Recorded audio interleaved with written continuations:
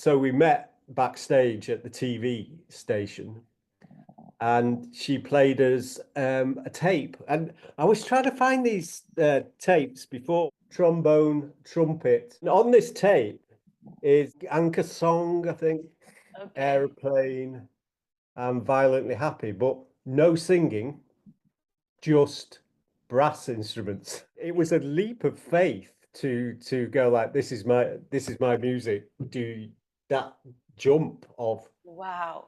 trying to imagine what that might be. I was aware of the Sugar Cubes. I'd seen them in concert, had some of the records. So there was a foundation of knowing what an amazing voice she had. You know, the following day she cancelled her flight and came up to Manchester, and we just started recording. You know, had some songs that were half finished, and we just picked some out. I think she helped us pick a couple that she would try. You know. Is it true that the drums of the Army of Me came from a sample from a Led Zeppelin song? When the Levee Breaks, it started as that. Certainly when we made the first demo of it in Manchester.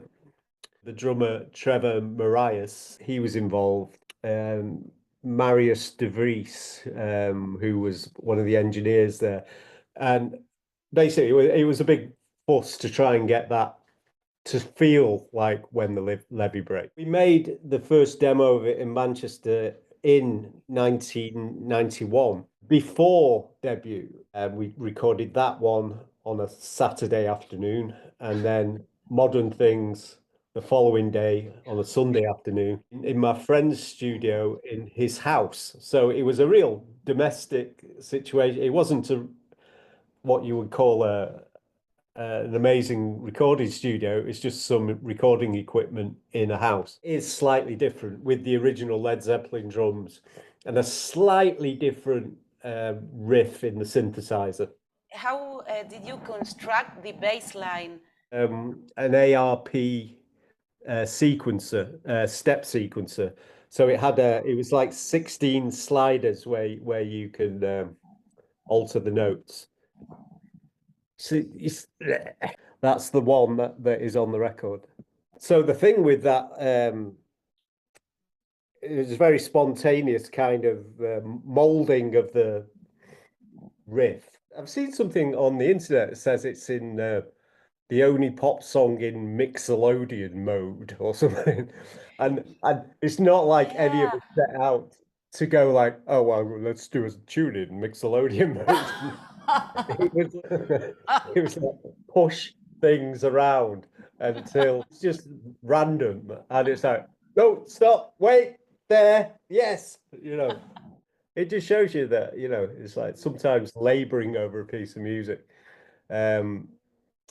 I've done many times in my life, I'm laboring over a piece of music, but that one was literally the most kind of probably the most successful kind of record I've been involved with. So we did this demo, and then we took it to Fon Studios, which is in Sheffield. So a lot of people from Warp Records work there.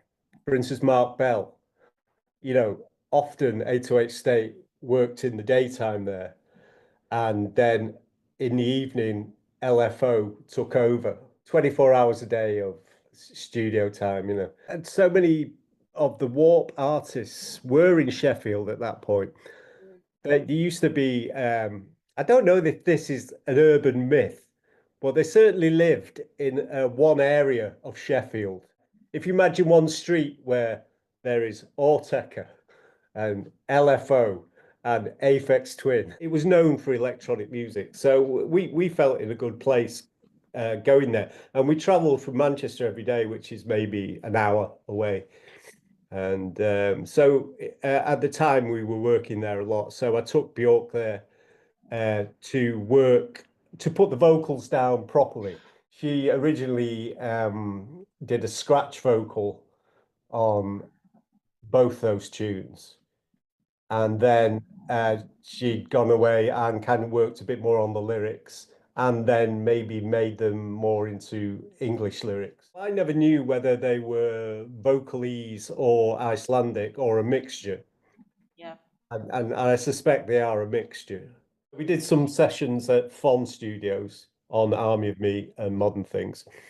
And then once Nelly Hooper had taken over the production of Debut, most of the stuff we did at that time was Björk coming over from Iceland and not living in London. She was working every day with Nelly, who lived in London. And I was kind of, we were having some success with 808 State at the time. So I was all over the place. So I didn't have the kind of commitment that it would need, to produce the whole album. But which was the original idea that she'd come over to discuss, So Debut took on its own shape, and that's why Army of Me and Modern Things were put on a shelf until 1996. I was trying to find these tapes or whatever, and I've got Björk's demos plus more, and that'll be Debut as it's forming. We're back before the internet. We weren't exchanging music involved the postman, didn't it? You had to put a cassette in an envelope and post it.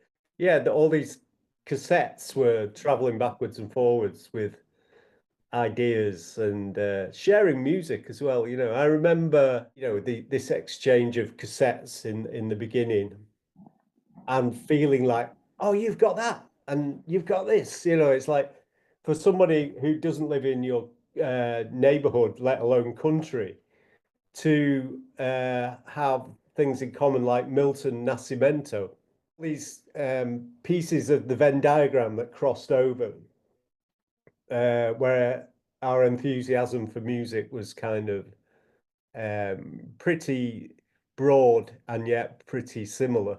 And for instance, we went on tour of America, and I'd come back with, you'd hit all the record shops buying vinyl around America, and then bring them all back from a tour, and then you just go through them going like, oh, I like that tune, no, I don't want this, that's rubbish, and you make cassettes. There was this tape called Chicken in a Basket, which I noticed on the internet a few months ago, there's a clip of Björk talking about this tape, where it is kind of a compilation of all this tour vinyl buying.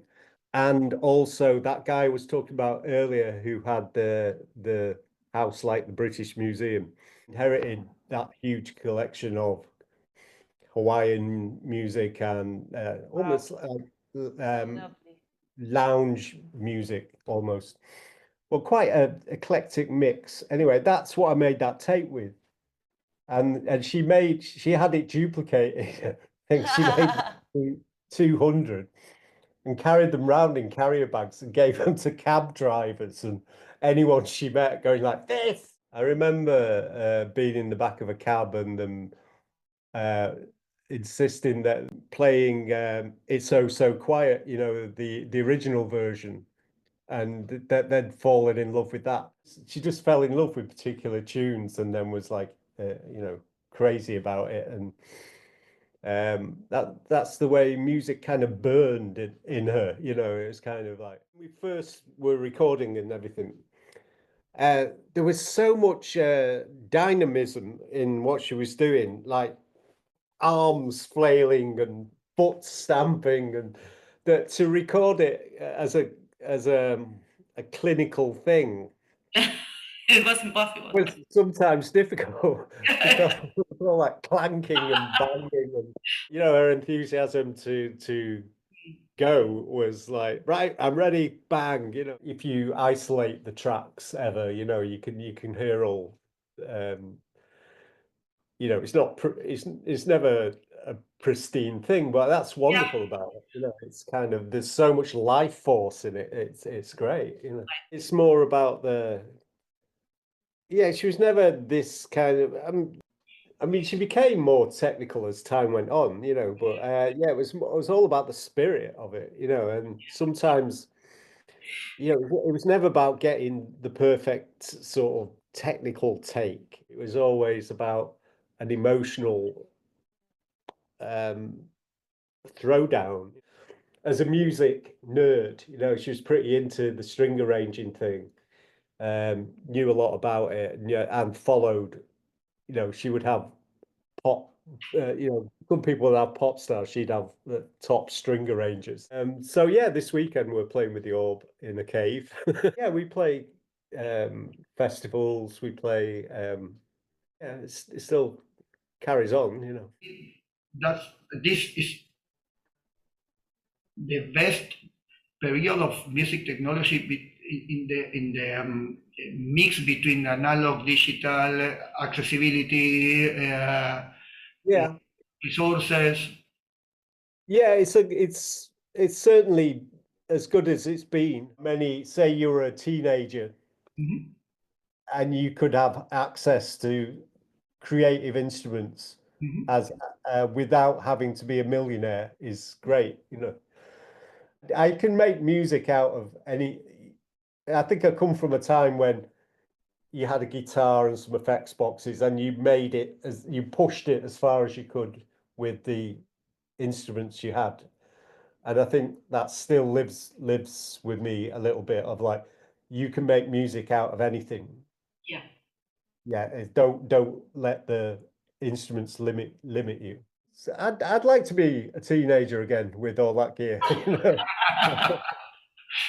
You are a teenager. Yeah. Use modular, yeah, as well. Yes, I love the modular world. Yeah. I love the different approaches of modular thinking. Yeah. The Buchla approach, the Moog approach, the Do you have Buchla? yes, some vintage synthesizer when are used by new generations give a new life. It's the same instrument, but With another approach. Yes, with another approach. It's very interesting, and with the design is the same. Yeah, yeah. It's somewhere I can go to in the future. Well, thank you for this time and for answering all the questions and your magic in everything you say, and you inspire us a lot. So Thank you. Thank you Thank very you. much. Yeah. I hope to see you over there one day then. Yeah, we will think how can We can. You need to know somebody at a festival or something, you know.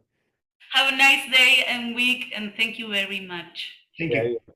Gracias, Thank you. Ernesto. Gracias. Gracias. Bye.